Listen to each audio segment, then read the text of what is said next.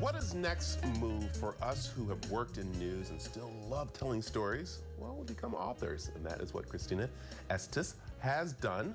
And I'll tell you, this is pretty cool, and she's joining us with her new book, which is really cool. But let's talk about how long you've worked in television before you made the transition. Do you want to talk about how old I am? I spent more than 20 years reporting for different TV and radio stations in Phoenix, and I just left almost 4 months ago to take a position as the communications director for the Vice Mayor of Phoenix. And interestingly, or ironically, or scarily, I don't know if that's a word, my book is centered around City Hall. Oh my goodness! Now, this is the second one, and it's like in a series here. So when did you start writing the series? Brad, oh my God, so long ago. No, seriously, I'm not gonna lie. 15 years ago, I said, I'm gonna write a book. Wow. And now I went many years without writing because it is just filled with rejection after rejection after rejection. And I also realized I didn't know how to write a book. Like I thought I did because I'm a reporter and I write every day. Right. But it's a whole different thing. So okay, so let's talk about the series. So the first book is about Off the Air. So it's a mystery series set in Phoenix. So both books feature my main character, Jolene. She is a Phoenix TV reporter. All right. Now we move to the next book. So now this next, first of all, what was the first book about? So those who maybe want to go get that one, what was that? Thank you.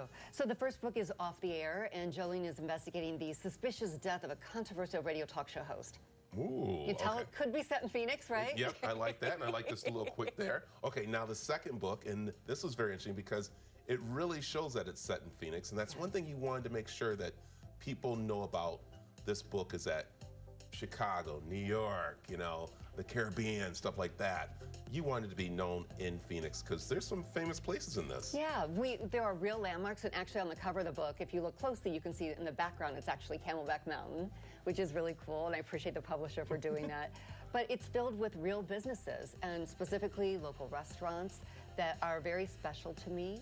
So Chino Bandito is in there, Luana's Coffee and Beer, and Luana's actually created a secret menu item because of the book. Oh my goodness. And I can't tell you because you have to read the book to know what the story is and what to order at Luana's. Wow, I like that. So it's like a little interactive book in a way. Yeah. So, okay, what is it about? Because it says the story never dies, so it won't die. Thank you. The story that wouldn't die is about Jolene, my main character, investigating the death of a beloved small business owner. She does not believe it was an accident. He had been asking questions about who gets all these lucrative deals at City Hall, and they were questions people did not want answered, powerful people, so she is out to figure out what's going on at City Hall, and I'm hoping I still have a job after this book comes out. Well, that's what I was going to say.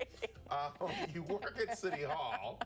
You are in the news. Are these stories that you heard around City Hall and heard in the news, and you're kind of like bringing them to life a little bit? Or is it more just your imagination? Because people don't realize we as news people or TV people, we have imaginations that we'd like to see, like, that would be the story I'd love to cover. Or, you know, wow, this happened, but how it really happened is different than what I'm telling it. And stuff. Right, is that kind of like how this is? I will say I wrote the book long before I ever considered the position with the Phoenix Vice Mayor's office. Having said that, the characters, while everything is fictional, the characters certainly are rooted in people that I came across as a journalist. And very quickly, I'll tell you one thing in the book. It is completely fiction. However, there's a real thing. It opens with the mayor of Phoenix being stuck in the elevator at City Hall, and that really happened about 8 years ago. Oh my gosh, this is great.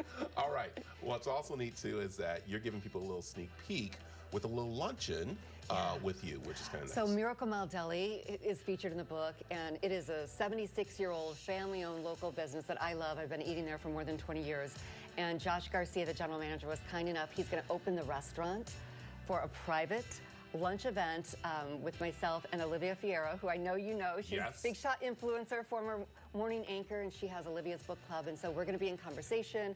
You get this full, delicious meal from Miracle Mile. You get a signed copy of my book, and we're going to have good prizes. Not cheap stuff, good stuff. I like it. This is awesome. Okay, people can pre-order the book right now because it actually hits the news, hit the bookstands on April 19th, is that right? August 19th. August 19th, I'm sorry. You're August wishing 19th. it was cooler. I know, right? August 19th, I'm sorry. So where can they find the pre-sale?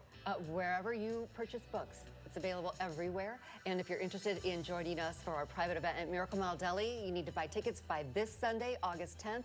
And you can find that at ChristinaEstes.com/news or search Eventbrite. There you go. Or you can head over to the CW7AZ.com. Thank you. That would be better, right? There you go. I love this. Is great. Christina, thanks for joining us this morning. Thank you. It's been a pleasure. This is great. All right, we got more Mix coming up after this.